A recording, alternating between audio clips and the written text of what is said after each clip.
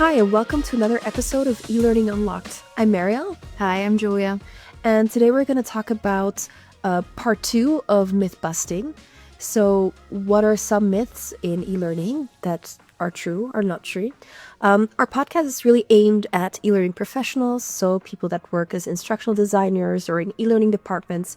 We hope these are some useful insights for you. Yeah, we want to discuss different tips and tricks regarding the e-learning and what are the best practices in this business.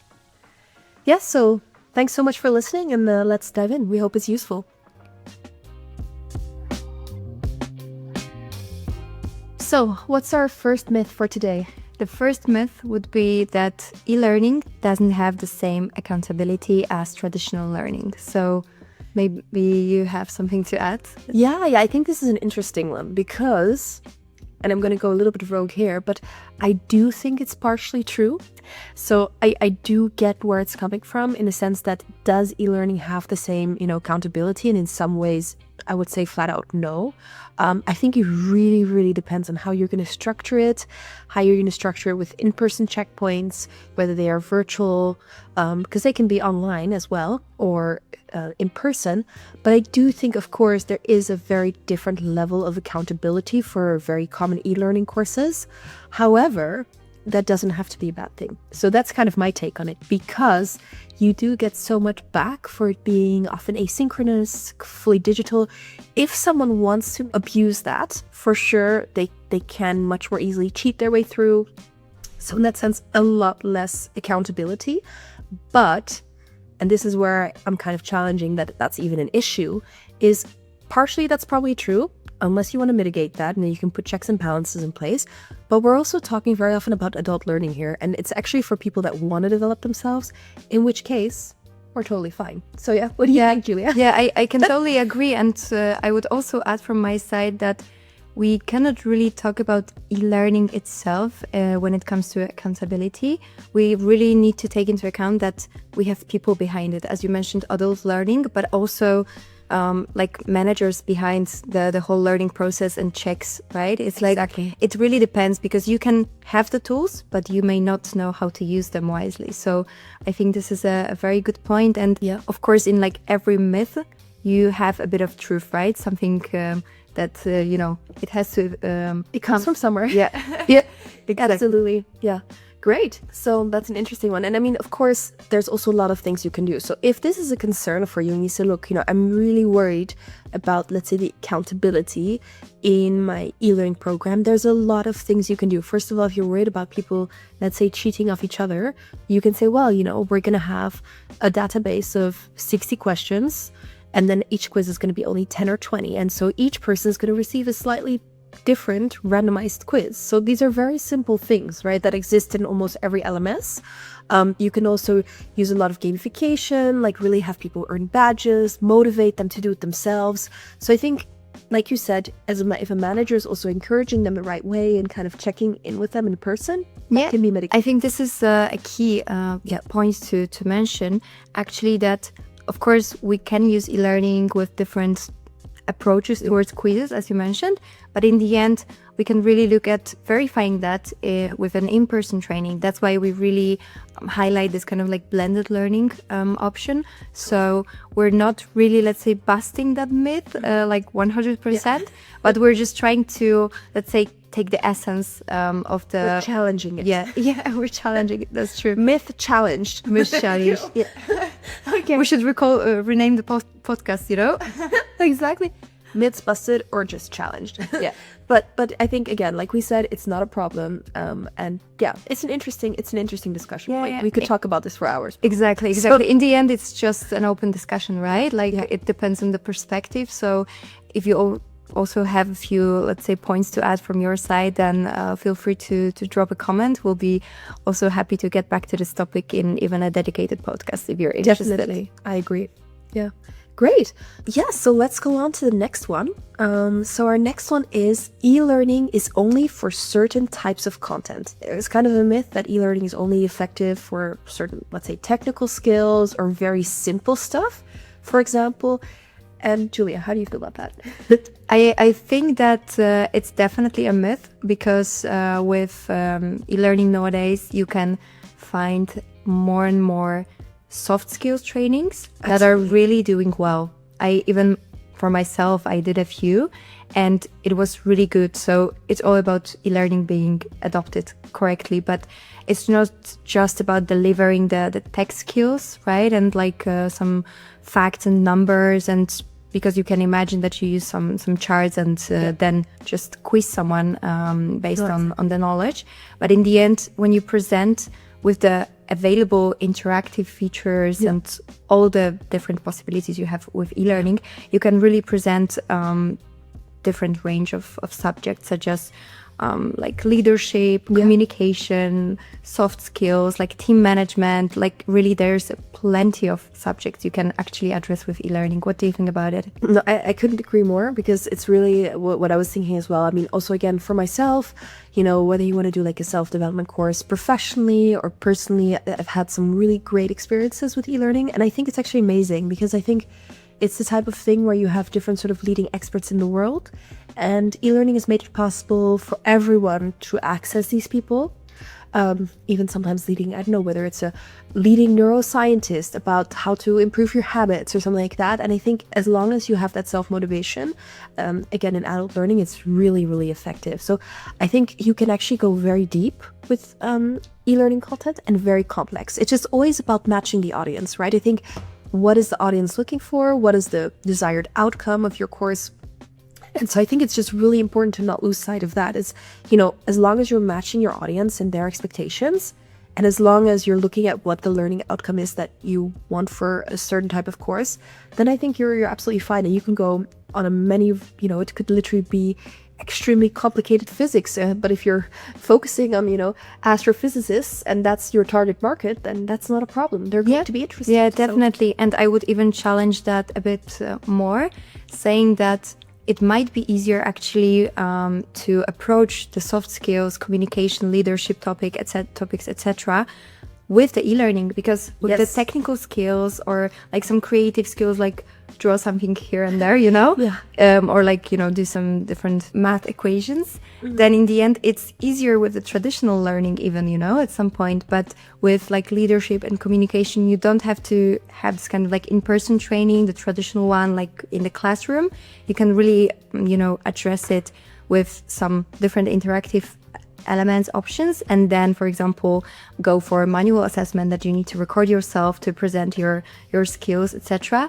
And it's a big challenge for sure to learn in that way, but I think it might be even more effective in this case. Yeah, I agree. So really, in reality, e-learning can really be used for a wide range of subjects, from soft skills, leadership, communications, to really advanced technical knowledge.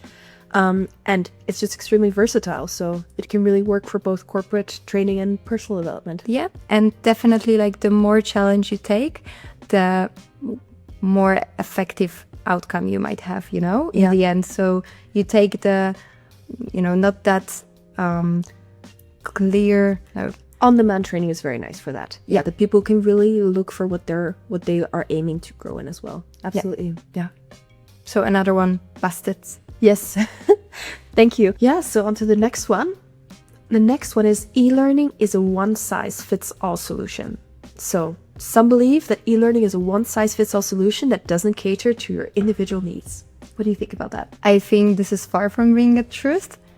Truth is that e-learning is highly customizable, and courses can be tailored to fit different learning styles, with blended learning that combines online and in-person elements, and also different styles, not only focusing on the blended learning, but also to approach certain topics in a clear way. Yeah. No, definitely. I mean, it's it can be micro-learning or longer formats, but it's actually such a personal way of learning. I would even challenge almost that it's the most personal way that you can learn, because in a classroom, for example, you're going to be so influenced by your peers, and you really, if there's like a coach, even if you're just coaching 5 people at the same time, it's going to be very, very different. Yeah, you still need to find this kind of common ground, right? Like between different people. While with e-learning, you can approach them like separately, individually, and also learners themselves can choose, let's say, the path for them that is, for the moment that fits them. And I think this is something really interesting to think about is how can learners also dictate part, at least, of their learning journey? Because I think, of course, it's great to recommend courses or assign courses or build this, let's say, individualized learning journey and learning path. But then I think it's very powerful when you say, look, out of these lessons that have been suggested to me, I'm really excited to start with this topic because that's something that I've been thinking about, or I've been reading about, or I want to learn about, because then you already have so much buy-in from that person as well. So I think that's also something really cool about e-learning. Yeah, definitely. There's a lot of flexibility in e-learning. So I would say very quickly, another myth busted. Yes, we can move on to the next one. Yeah.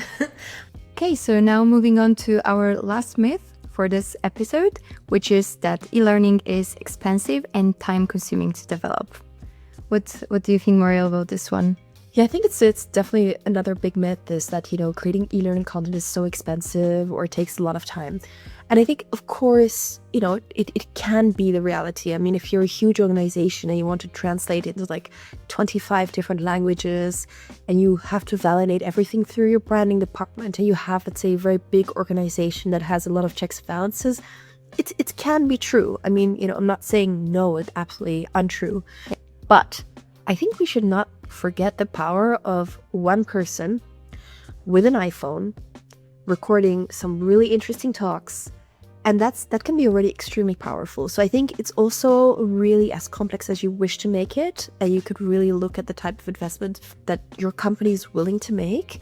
And also the kind of, let's say, shortcuts you are allowed and able to make as well. Yeah, I think it's a very good point because actually a lot of learning management systems offer different authoring tools, different templates that you can use. So it's not only about making huge e-learning course that is time-consuming to develop and really expensive in terms of cost. But in the end, it's just you playing with the authoring tool, choosing different widgets that are available, adapting them to your content that you want to present. And for example, you don't need to go for like a professional video recording. You can just simply, as you mentioned, record something with your iPhone, or even do not go for videos at first, but then just really present the content with already available widgets. Even, record some audio directly on the platform. There are plenty of ways to addressing content actually with the authoring tools. So I think it should be like super affordable if you really want it. Yes, I could not agree more. It's really like that. And like you said, you can look at the type of content you're going to make. You're going to think about, okay, does it make sense for us right now? Or is that something we need to do later? So I think that's really very powerful.